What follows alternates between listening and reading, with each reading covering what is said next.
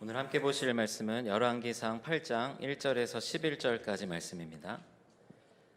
열왕기상 8장 1절에서 11절까지 말씀 한 절씩 교독하겠습니다. 이에 솔로몬이 여호와의 언약궤를 다윗성 곧 시온에서 메어 올리고자 하여 이스라엘 장로와 모든 지파의 우두머리 곧 이스라엘 자손의 족장들을 예루살렘에 있는 자기에게로 소집하니 이스라엘 모든 사람이 다 에다님월 곧 일곱째 달 절기에 솔로몬 왕에게 모이고 이스라엘 장로들이 다 이름에 제사장들이 궤를 매니라. 여호와의 궤와 회막과 성막 안에 모든 거룩한 기구들을 메고 올라가되 제사장과 레위 사람이 그것들을 메고 올라가매 솔로몬 왕과 그 앞에 모인 이스라엘 회중이 그와 함께 그 궤 앞에 있어 양과 소로 제사를 지냈으니 그 수가 많아 기록할 수도 없고 셀 수도 없었더라. 제사장들이 여호와의 언약궤를 자기의 처소로 메어 드렸으니 곧 성전의 내소인 지성소 그룹들의 날개 아래라. 그룹들이 그 궤 처소 위에서 날개를 펴서 궤와 그 채를 덮었는데 채가 길므로 채 끝이 내소 앞 성소에서 보이나 밖에서는 보이지 아니하며 그 채는 오늘까지 그곳에 있으며 그 궤 안에는 두 돌판 외에 아무것도 없으니 이것은 이스라엘 자손이 애굽 땅에서 나온 후 여호와께서 저희와 언약을 맺으실 때에 모세가 호렙에서 그 안에 넣은 것이더라. 제사장이 성소에서 나올 때에 구름이 여호와의 성전에 가득하매 제사장이 그 구름으로 말미암아 능히 서서 섬기지 못하였으니 이는 여호와의 영광이 여호와의 성전에 가득함이었더라. 아멘. 할렐루야. 이 시간 하나님을 사모하는 마음으로 또 이 자리 가운데 예배하기 위해 오신 모든 분들 그 예배 가운데 하나님께서 임재하시고 기뻐 흠양하실 줄로 믿습니다. 또한 영상으로 각자의 처소에서 예배하시는 모든 그 예배 가운데도 하나님께서 임재하여 주실 줄로 믿습니다. 오늘 날씨가 엄청 추워졌습니다. 그래서 저 이렇게 추운 날씨에 이제 아이들 데려다 주면 저희 막내 하원이는 막 귀가 찢어질 것 같아 막 이러면서 이제 이런 추위를 태어나서 이제 몇 번 경험해 보지 못해서 그런 날들은 그런 이야기를 하는데요. 오늘 귀가 찢어질 것 같은 그 날씨에 또 하나님을 예배하기 위해서 이 자리 가운데 오신 모든 분들 주님께서 기뻐하실 줄로 믿습니다. 이제 강림절 절기를 보내고 있습니다. 우리 성탄 장식들을 이제 교회마다 저희도 이제 예쁘게 장식을 하게 되는데요. 저희도 여기 이제 로비에 보게 되면 이 성탄 장식 중에 뭐 여러 가지 장식들이 있지만 이제 예수님의 그 태어나시는 아기 예수님과 그 마구간에 경배하기 위해서 온 동방 박사들의 모형들을 이렇게 전시하는 경우들이 있습니다. 제가 이제 예전에 사역했던 교회에서도 이런 모형을 이제 성탄절이면 항상 전시를 했었는데요. 근데 이제 저희 여기 전시된 데에는 이제 투명 아크릴로 이렇게 이제 관이 되어 있어서 사실 그 안을 이렇게 만져보기는 어려운데 제가 이제 예전에 사역했던 교회는 저런 이렇게 투명 관이 없어서 그냥 이렇게 테이블 위에다가 장식을 해놓으면은 이제 교회에 온 아이들이 궁금하니까 이렇게 그 장식들을 이렇게 만져보기 시작합니다. 그런데 거기 이제 그 모형 중에 아이들이 가장 이렇게 관심 있어하는 그런 모형이 있습니다. 뭘까요? 네, 그 말구유 위에 이렇게 놓여 있는 아기 그 인형을 그 아기 예수님 그 모형을 자꾸 이렇게 만져보고 막 가져가려고도 하고 막 그럽니다. 제가 이제 봤던 그 아이들 만화 중에 이제 어떤 성당에 저런 이제 모형 장식이 되어 있었는데 거기에 이제 말구유 위에 아기 예수 그 인형이 없어져서 이제 한바탕 소동이 일어나는 그런 이제 애니메이션 만화도 본 기억이 있는데요. 이 성탄 장식에 뭐 동방 박사들, 뭐 저희 보게 되면 낙타도 있고 나귀도 있고 예물들도 있는데 그 장식에서 정말 빠져서는 안 되는 그런 하나의 모형이 있다고 한다면 아마도 아기 예수의 모형일 것입니다. 반드시 그 아기 예수의 모형이 그 안에 들어가야지 그 성탄 그 모형이 완성이 되는 것이죠. 오늘 우리가 봤던 말씀에서 보게 되면 이제 솔로몬이 성전을 다 건축하고 나서 이제 언약궤를 그 지성소로 옮겨오는 그런 과정이 오늘 말씀 가운데 기록되어 있습니다. 성전 건축의 과정들을 우리가 길게 이제 말씀을 통해서 하나하나 살펴보았는데요. 이제 성전의 그런 외형도 만들고 또 이제 내부에 여러 장식들도 하게 되고 그리고 그 성전 안에 사용되는 여러 기물들도 만들고 이제 그래서 7장 51절 말씀에는 이제 이 기물들까지 옮기고 모든 것을 다 마쳤다라고 우선 그렇게 기록되어 있습니다. 그 건축의 모든 것을 마쳤다라고 기록되어 있지만 한 가지 빠져 있는 것. 사실은 이 성전을 왜 지었습니까? 하나님의 처소를 위해서, 하나님의 처소를 만들기 위해서 이 성전을 건축한 것인데요. 그러면 그 하나님의 임재를 상징하는 이 언약궤를 그 지성소에 옮겨오는 것은 정말로 중요한 일이었고, 이 성전 건축의 마지막 단계라고 할 수 있는 중요한 단계였습니다. 이제 우리 오늘 말씀에는 여호와의 궤라고도 되어 있고 언약궤라고도 되어 있고, 또 이제 성경에 보게 되면 법궤, 증거궤, 하나님의 궤, 여러 가지 표현들로 이 언약궤를 이제 지칭을 하고 있는데요. 사실은 이 언약궤는 이제 출애굽하여서 이스라엘 백성들이 광야에서 성막을 만들면서 그때 하나님께서 주신 시내산의 그 율법, 그 시내산의 계명, 그 돌판을 넣기 위해서 만들었던 것이었습니다. 그래서 그 언약궤 하나하나에도 하나님께서 알려주신 그 설계도대로 이 언약궤를 만들었는데요. 그런데 사실 이 가나안 땅에 들어오면서 우여곡절을 겪게 됩니다. 처음에 광야에서 지내는 동안에는 늘 이스라엘 백성들과 동행하면서 그 성막 안 지성소에 있었던 이 언약궤인데, 이제 가나안 땅에 들어오고 나서는 실로라고 하는 곳에도 있었다가 또 블레셋에게 빼앗겨서 우여곡절 끝에 이것저것을 돌아다닌 끝에 이제 다윗 왕 때에 다시 이 다윗성으로 이 언약궤를 가지고 오게 됩니다. 우리가 잘 알고 있지만 다윗 왕이 이 언약궤를 가지고 오는 과정에서도 사실은 처음에는 어려움을 겪었습니다. 이것을 레위 사람들이 이 언약궤를 메어야만 하는데, 이것을 그냥 수레에 싣고 옮기려다가 그 수레에서 움직이는 그 궤를 만졌던 우사라고 하는 사람이 죽임을 당하기도 했었습니다. 그렇게 해서 결국 다윗성으로 들어왔을 때 다윗 왕이 기뻐하면서 춤췄던 그런 장면도 우리가 잘 알고 있습니다. 그렇게 지금 이 다윗성에 잘 있었던 이 언약궤를 이제 성전을 건축하고 그 성전의 지성소로 옮겨오려는 것입니다. 이제 성경을 보다 보면 다윗성, 또 예루살렘, 그리고 성전, 또 솔로몬의 왕궁, 시온, 이제 여러 그런 지명들과 장소들이 나오는데요. 다 같은 곳 아니야? 비슷한 곳 아니야? 라고 생각할 수 있는데, 제가 잠깐 그 지도를 하나 준비했는데요. 보여주시면,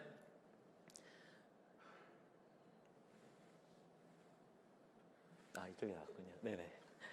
네, 저기 이제 지도에서 보게 되면 이제 이게 솔로몬 왕 때 당시에 예루살렘입니다. 그런데 이제 길쭉하게 밑으로 내려온 그런 지형 부분에 다윗성이라고 표시된 이렇게 작은 부분이 있습니다. 실제로 이제 다윗 왕이 이제 왕위에 있을 때 다윗이 있었던 곳은 저 밑에 있었던 다윗성이고요. 이제 성전을 지었던 곳은 저 위쪽에 있는 이제 네모나게 작게 색칠되어 있는 곳, 그곳이 이제 성전이고, 그곳 옆에 바로 솔로몬의 왕궁이 지어졌습니다. 그러니까 지금 오늘의 이 말씀은 저기 밑에 다윗성에서 지금 성전까지 이 언약궤를 옮겨오는 과정의 이야기입니다. 오늘 우리 1절 2절 말씀을 보게 되면, 이에 솔로몬이 여호와의 언약궤를 다윗성 곧 시온에서 메어 올리고자 하여 이스라엘 장로와 모든 지파의 우두머리 곧 이스라엘 자손의 족장들을 예루살렘에 있는 자기에게로 소집하니, 이스라엘 모든 사람이 다 에다님월 곧 7째 달 절기에 솔로몬 왕에게 모이고, 이렇게 기록되어 있습니다. 오늘 이 말씀을 보게 되면 이제 이 언약궤를 옮겨오는 과정에 솔로몬이 이스라엘의 모든 사람들을 소집하게 됩니다. 모든 지파의 우두머리라고 기록이 되어 있는데요.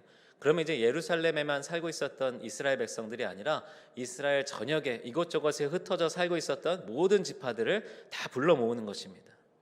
그리고 오늘 말씀에서 이제 조금 특별한 그런 기록이 있는데요. 에다님월 곧 7째 달 절기에 지금 이 언약궤를 옮기려고 했다라는 것입니다. 이 에다님월이라고 하는 것은 사실은 이제 7째 달, 이제 유대인들의 달력의 7월을 의미하는데요. 이 에다님월은 77절, 초막절, 장막절을 의미하는 그런 초막절, 장막절을 의미하는 그런 표현입니다. 그런데 지금 이제 7째 달 절기에 옮긴다라고 했는데, 사실은 이 열왕기상 6장 38절을 보게 되면 이 성전 건축을 다 마쳤던 때에 대해서 솔로몬의 즉위 11년 불월 곧 8째 달이다라고 되어 있습니다. 그러니까 지금 그냥 우리의 달력으로만 계산을 해도 8월 정도에 건축이 끝났는데, 지금 이 언약궤를 가져오는 시점을 7월로 기록을 하고 있는 것입니다. 그래서 이제 성서학자들마다 여기에서 여러 해석들이 달라지게 됩니다.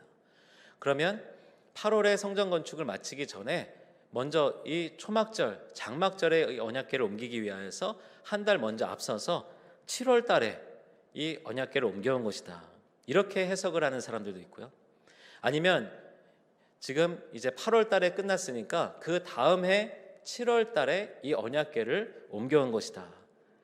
또는 어떤 학자들은 이제 성전 건축 7년 그리고 왕궁 건축의 기록이 13년 동안 이어졌다라는 기록이 중간에 나오는데, 그럼 이 왕궁 건축까지 다 마치고 그 다음 해에 7월 달에 이 언약궤를 옮겨온 것이다. 여러 가지 그런 학설들이 있습니다. 근데 이것이 어느 것이 맞다, 이것은 중요하지 않고요. 중요한 것은 지금 솔로몬은 이 언약궤를 옮겨오는 이 시점을 초막절이 있는 이 에다님월 7째 달에 기획을 하여서 시행을 하고 있다라는 것입니다. 그러니까 지금 어떻게 하다 보니까 지금 7째 달이 돼서 에다님월이 돼서 언약궤를 옮겨오게 된 것이 아니라 솔로몬이 어떠한 의도를 가지고 이 에다님월 7째 달에 언약궤를 지성소로 옮겨오고 있는 것입니다. 앞서도 말씀드렸듯이 이 에다님월은 초막절, 장막절을 의미하는 절기다라고 했는데요. 이 초막절, 장막절 절기는 어떤 절기인가? 이스라엘 사람들은, 아직도 유대인들은 지금 이스라엘에서도 해마다 이 때가 되면 7일 동안, 한 주간 동안 광야에서 이 장막절을 보냅니다. 이스라엘 백성들에게 이 장막절, 이 초막절은 너무나도 중요한 절기입니다.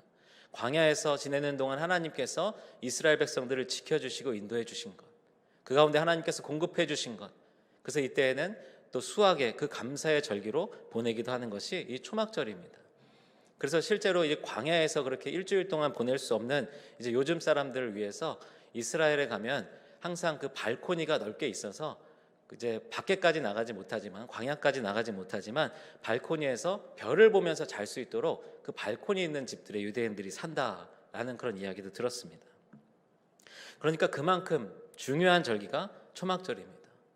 하나님이 이스라엘 백성들을 광야에서도 지키시고 보호하시고 인도하여 주신 것을 기억하는 절기. 솔로몬은 지금 이 언약궤를 옮겨오는 이 시기를 바로 이 초막절, 이 장막절 절기에 맞춰서 진행을 하고 있는 것입니다.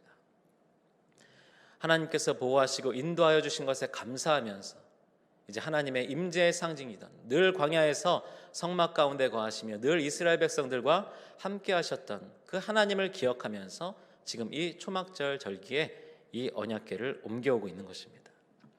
오늘 우리가 읽었던 말씀들을 이제 하나하나를 살펴보게 되면 솔로몬이 이 언약궤를 옮겨오는 것에 대하여서 얼마나 공을 들여서 이 행사를 준비하고 있는지를 보게 됩니다. 오늘 이어지는 말씀에서 보게 되면 이제 3절에서 4절 말씀인데요. 이스라엘 장로들이 다 이름에 제사장들이 궤를 매니라. 여호와의 궤와 회막과 성막 안의 모든 거룩한 기구들을 메고 올라가되 제사장과 레위 사람이 그것들을 메고 올라가매. 제사장들에게 이 언약궤를 매도록 했다라고 기록되어 있습니다. 앞서도 말씀드렸지만 다윗 왕 때에 어떤 일이 있었습니까? 그냥 수레에 실어서 빨리 옮기려고 하는 그런 계획으로 인해서 애꿎은 우사라고 하는 사람만 죽임을 당했었는데요. 하나님께서 이 언약궤를 옮기는 것에 분명하게 방법을 주셨습니다. 그것은 레위인들만이 이 언약궤를 옮길 수 있었던 것입니다. 그리고 레위인들 중에서도 이 언약궤를 옮기는 임무를 맡았던 사람들은 고핫 자손들이었습니다. 그런데 오늘 이 말씀에서 보게 되면 고핫 자손들이 아니라 제사장들에게 이 궤를 옮기도록 맡겼다라고 되어 있습니다. 이 언약궤를 옮기는 과정에서 실제로 제사장들이 이 궤를 메었다는 기록은 여호수아 말씀에서 요단강을 건널 때 제사장들이 이 궤를 메고 요단강에 들어가는 그런 말씀이 기록되어 있습니다. 그러니까 사실은 제사장도 아니고 레위 사람들 중에 고핫 가문의 사람들이 그냥 이 궤를 메면 되는 것인데, 솔로몬은 특별하게 더 중요한 그런 직분자라고 할 수 있는 이 제사장들에게 언약궤를 메도록 그 임무를 맡긴 것입니다. 솔로몬은 지금 이 초막절에 이 언약궤를 옮기는 이 행사를 준비하고 또 궤를 메는 것도 제사장들이 직접 메도록 그렇게 준비를 한 것입니다. 오늘 이어지는 5절 말씀에 보게 되면 솔로몬 왕과 그 앞에 모인 이스라엘 회중이 그와 함께 그 궤 앞에 있어 양과 소로 제사를 지냈으니 그 수가 많아 기록할 수도 없고 셀 수도 없었더라. 이 언약궤를 옮겨오는 과정에서 솔로몬은 계속 제사를 드립니다. 다윗 왕 때에도 이랬었는데요. 사무엘하 6장 13절 말씀을 보게 되면 여호와의 궤를 맨 사람들이 6걸음을 가매 다윗이 소와 살진 송아지로 제사를 드리고, 그러니까 다윗 왕 때에는 6걸음을 가고 소와 송아지를 잡고 제사를 드린 것입니다. 실제로 얼만큼 걸렸을지 모르겠지만 이 6걸음마다 이렇게 짐승을 잡아서 제사를 드렸다고 한다면 시간도 많이 걸렸을 것이지만 수많은 그런 양과 소들이 하나님께 제사의 제물로 드려졌을 것입니다. 오늘 말씀에서도 그 수가 많아서 기록할 수 없을 정도로, 셀 수도 없을 정도로 수많은 양과 소로 제사를 드리면서 이 언약궤를 옮겨오고 있는 것입니다.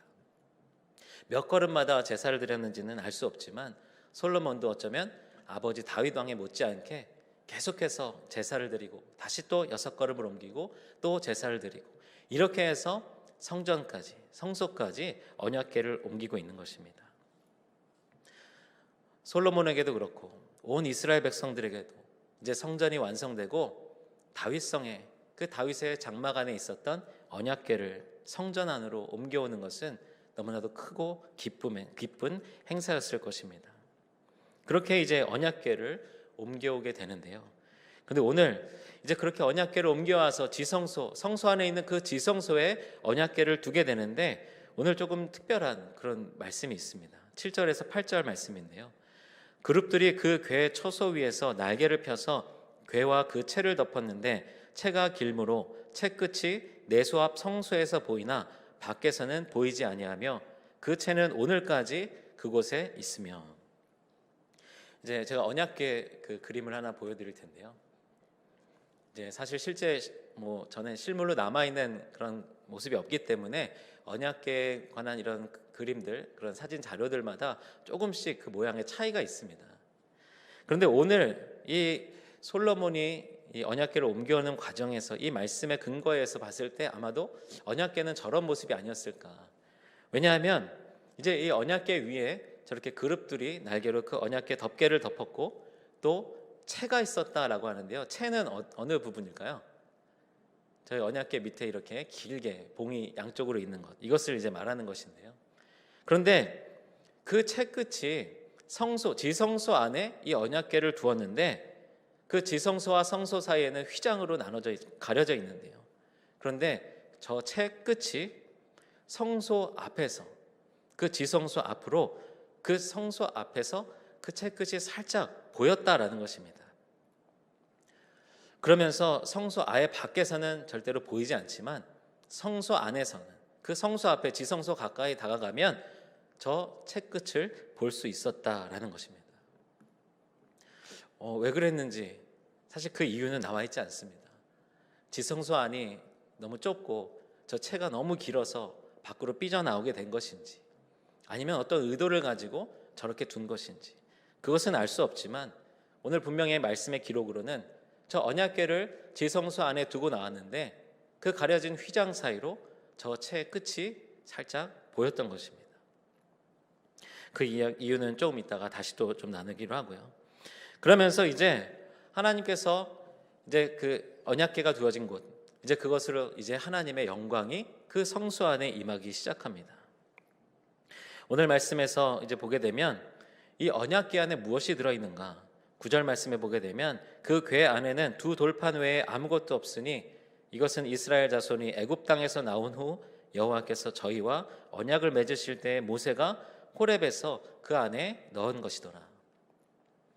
우리가 이제 교회 학교에서 성경 퀴즈 대회 같은 걸 이제 하게 되면 이제 언약궤 안에 들어있는 것은 이라고 하는 그런 문제들이 자주 나옵니다. 혹시 알고 계시나요? 언약궤 안에 들어있는 것. 오늘 말씀에서는 두 돌판 외에는 아무것도 없다라고 했는데 사실 이 성경 퀴즈의 정답은 히브리서 말씀을 통해서 알 수 있습니다. 히브리서 9장 3절에서 4절 말씀인데요.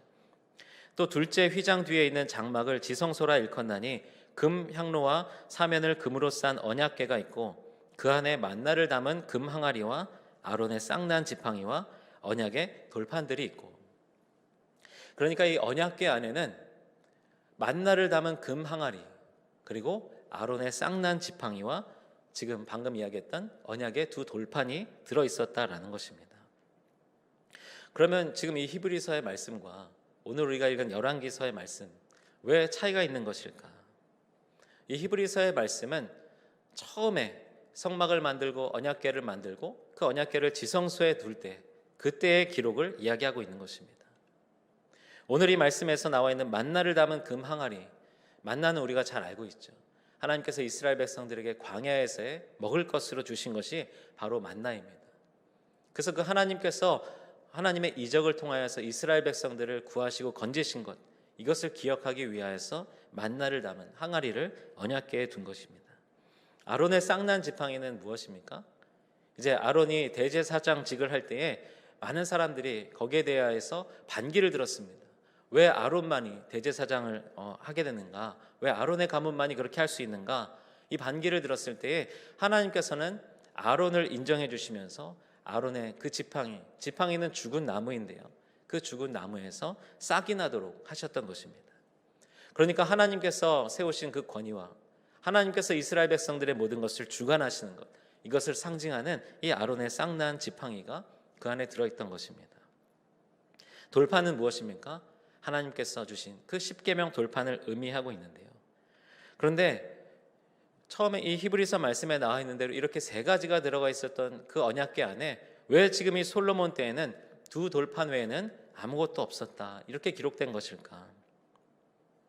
어쩌면 이 언약궤가 블레셋에 의해서 이제 빼앗기기도 하고 이것저것을 도는 동안에 아마도 그 다른 두 가지들은 사라진 것이 아닐까, 아니면 그것을 신비하게 여긴 다른 사람들이 가져간 것이 아닐까, 그렇게 생각해 볼 수 있을 것입니다.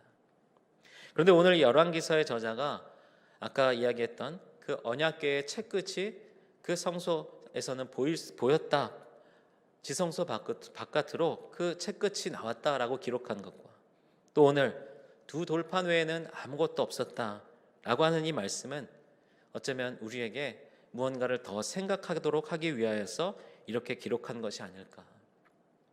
앞서 말씀드린 대로 만나를 담은 금 항아리와 아론의 쌍난 지팡이는 하나님의 놀라운 이적과 하나님의 능력과 또 하나님의 권위를 상징하는 것입니다.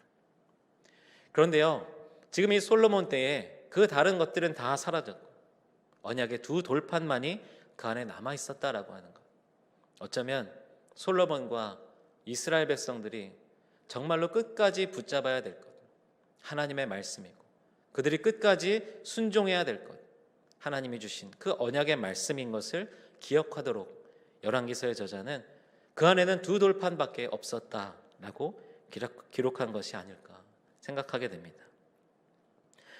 우리 사랑하는 성도 여러분, 어쩌면 우리의 삶 가운데 우리가 하나님을 만나고 하나님을 믿으며 살아감에 있어서 우리가 하나님께 구하고 있는 것, 정말 많은 것들이 있습니다. 그런데 하나님은 이 시간 우리에게 정말 원하시는 것은 우리가 하나님의 말씀만을 기억하면서 그 말씀대로 살아가기 위해서, 말씀에 순종하기 위해서 애쓰는 그 모습, 하나님의 능력을 구하며 하나님의 놀라운 이적을 구하며 하나님의 공급하심과 채우심을 바라며 나오는 것, 물론 우리의 신앙생활 가운데 그렇게 하나님이 주시는 은혜를 경험하는 것도 중요한 것이지만, 하나님은 어쩌면 하나님이 주신 그 말씀, 그 언약의 두 돌판, 그것을 우리 마음에 새기고 살아가기를 원하시는 것이 아닐까. 또한 이 두 돌판은 사실은 처음 이스라엘 백성들에게 주어진 것이 아니었습니다. 첫 번째 모세에게 주신 돌판은 어떻게 됐습니까? 이제 모세가 시내산에서 내려왔을 때 금송아지를 만들어서 우상을 섬기고 있었던 모습을 보면서 분노하여서 모세가 깨트리고 말았습니다.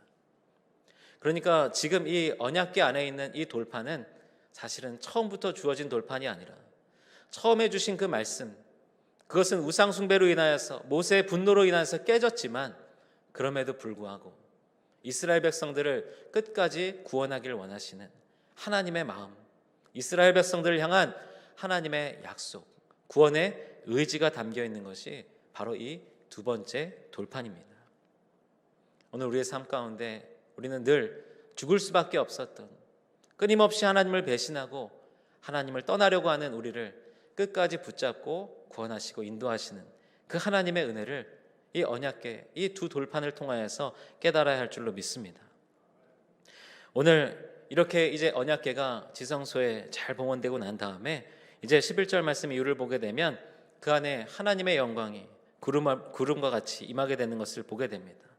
그러면서 제사장들이 능히 서서 섬기지 못할 정도로 강력한 하나님의 영광이 그 성전 가득히 임하게 됩니다.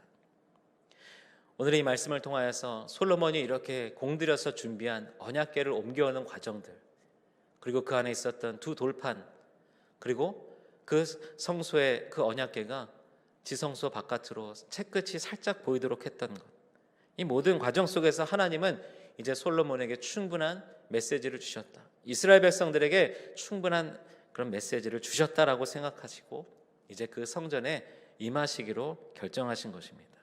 그렇게 이제 하나님의 영광이 그 성전 가득히 임하게 된 것입니다. 아까 앞서서 왜 그럼 이 언약궤의 그 채끝이 바깥으로 살짝 나왔을까? 솔로몬은 어쩌면 직접 그 성소에 들어가서 지성소 안에서 그것을 볼 수는 없었다라고 할지라도 아마도 제사장들을 통하여서 그 지성소 안에 계속해서 그 언약궤의 채끝이 보이는지를 확인했을지 모릅니다. 오늘의 이 말씀의 내용을 보게 되면 솔로몬이 얼마나 이 성전 건축과 언약궤를 옮겨오는 과정과 그리고 이제 곧 이어서 보게 될 봉헌의 모든 과정까지 얼마나 공들여서 거룩함으로 경건함으로 잘 준비하고 있는지를 우리가 잘 보게 됩니다. 그런데 우리가 솔로몬의 삶을 잘 알고 있습니다. 그가 하나님을 향하여서는 이런 모습으로 성전을 건축하고 언약궤를 옮겨오고 했지만, 그러나 그가 이스라엘을 통치하는 방식은 하나님의 방법대로 하지 않았다라는 것을 우리는 알고 있습니다. 어쩌면 솔로몬은 이 성전을 생각할 때에 늘 그곳은 거룩한 곳, 그리고 지성소 안에 그 채끝이 보인다라고 하는 이야기를 들을 때마다 하나님은 그곳 성전, 성소, 지성소 안에 늘 그곳에 계시지. 솔로몬은 그렇게 생각했을 것입니다. 제사를 드리기 위해 성전에 가면서도 늘 경건한 모습으로 그렇게 제사를 정성껏 준비해서 하나님께 드렸을 것입니다. 하지만 솔로몬의 마음은 어쩌면 거기까지였습니다. 하나님이 계신 곳은 성전, 그 성소의 지성소, 여전히 그곳에 언약궤의 채끝이 보이는 것으로 보면 하나님은 계속 그 지성소 안에 언약궤 안에 계시다라고 솔로몬은 생각했을 것입니다. 그러면서 자신의 왕궁에서는, 자신이 살아가는 곳에서는 하나님의 임재를 기억하지 못하고 하나님의 동행하심을, 늘 하나님께서 지켜보고 계심을 생각하지 못한 채 세상의 방법대로 자신의 지혜대로 이스라엘을 통치했을지 모릅니다. 사랑하는 성도 여러분, 물론 우리가 교회에 하나님이 계신 곳, 하나님이 임재하시는 곳, 거룩한 곳, 우리가 그렇게 여기는 것은 물론 당연합니다. 그래서 우리가 예배에 올 때에도 지난 시간에도 말씀드렸지만 이 자리에서 늘 경건한 모습으로 하나님을 예배하기 위해서 노력합니다.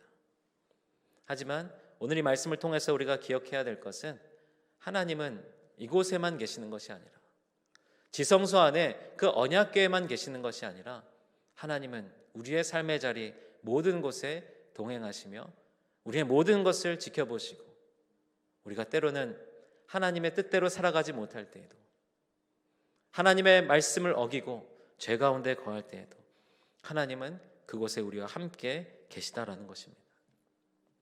사랑하는 성도 여러분, 지금 우리 안에 하나님의 언약궤가 있습니까? 아니면 그 여호와의 언약궤는 이곳 중앙교회 가우처 기념 예배당에만 있는 것으로 생각하시고 우리의 삶의 자리에서는 세상의 방법대로, 내 생각대로, 내 계획대로 살아가고 있지는 않습니까? 언약궤에 하나님의 임재를 기억하는 것은 중요하지만, 그러나 그것이 그곳에만 하나님이 계시다라고 하는 착각으로 빠져서는 안 될 줄로 믿습니다. 어디에나 계시는 하나님, 그리고 어디에나 계시는 그 하나님께서는 예수 그리스도를 통하여서 이 언약을 완성시켜 주시고 새로운 언약을 우리에게 주셨습니다. 이제 더 이상 이 솔로몬의 성전에 있었던 실물로서의 언약궤는 존재하지 않습니다. 실물로서의 언약궤가 어딘가에 있을지 모르지만 역사 속에서 어디로 사라졌는지 아무도 알지 못합니다. 하지만 실물의 언약궤는 없지만 우리 마음 가운데 새겨주신 하나님의 말씀, 우리에게 보내주신 예수님으로 인하여서 우리에게 허락하여 주신 십자가의 사랑과 구원의 은혜, 이것을 늘 우리 마음 가운데 새기면서 늘 우리와 동행하시는 하나님을 기억하시면서 살아가시는 저와 여러분들이 되시기를 주님의 이름으로 축원합니다.